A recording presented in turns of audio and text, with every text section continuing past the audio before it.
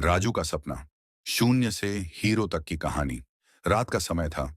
एक छोटा सा कमरा जिसमें एक पुराना पंखा चल रहा था जो कभी कभी रुक जाता था। कोने में बैठा राजू, 22 साल का एक नौजवान, दीवार पर टंगी अपनी माँ की तस्वीर को देख रहा था। उसकी आंखों में आंसू थे। उसकी माँ उसे हमेशा सिखाती थी, बेटा, हालात कैसे भी हों, हिम्मत मत हारना।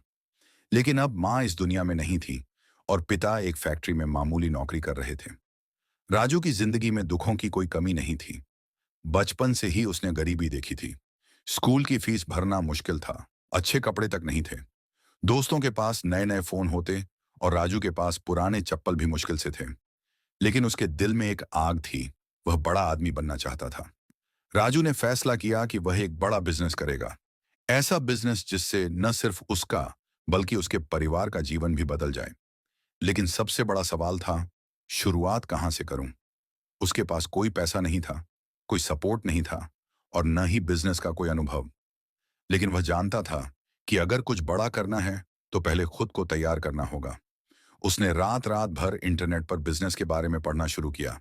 यूट्यूब पर वीडियो देखता, बिजनेस से जुड़े आर्टिकल्स पढ़ता और अपने आसपास के सफल लोगों से सीखने की कोशिश करता। धीरे धीरे उसे समझ में आने लगा कि किसी भी बिजनेस में सबसे जरूरी चीज होती है समस्या को पहचानना और उसका समाधान देना। राजू को समझ में आया कि उसके गांव और आसपास के इलाकों में लोगों को सस्ते और अच्छे क्वालिटी के कपड़े नहीं मिलते थे। बड़े शहरों में कपड़े सस्ते मिलते, लेकिन गांव तक आते आते उनकी कीमत दोगुनी हो जाती थी।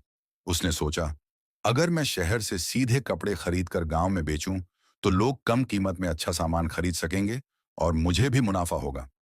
उसने हिम्मत नहीं हारी। उसने छोटे मोटे काम करना शुरू किया। दिन में एक दुकान पर हेल्पर की नौकरी करता और रात को ऑनलाइन फ्री कोर्स करके बिजनेस की बारीकियां सीखता। कुछ महीनों में उसने थोड़ा थोड़ा पैसा इकट्ठा कर लिया।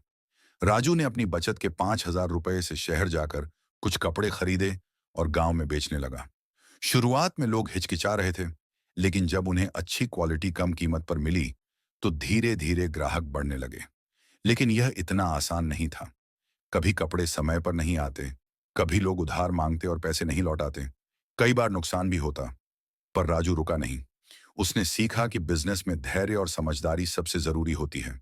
उसने उधारी देना बंद कर दिया और सिर्फ उन्हीं को सामान बेचने लगा जो पैसे समय पर देते थे।